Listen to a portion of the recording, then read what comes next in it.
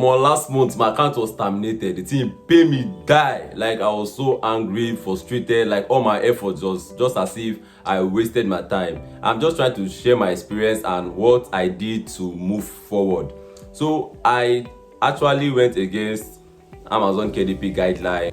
I sent a lot of emails, all to no avail. Look at it, Jeff Bezos really made my case. I was like, what do I do to move forward? So I thought about it. I was like, all this while my life was just as if it was all about KDP. It was when my account was terminated and I got to realize everything is not about KDP actually. Even though KDP gives a lot of money, but you should make it like your passive income.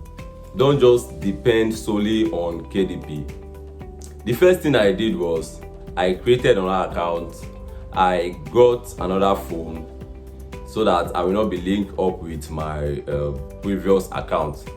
And the account is already giving me small thing, and I thank God. But I now make a decision that I'm not going to make my life just about KDP.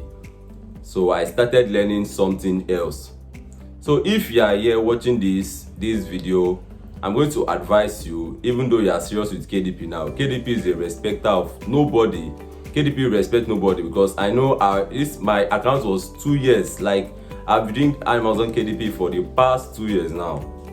If you check my YouTube video, you'll see that I've been creating content on Amazon KDP.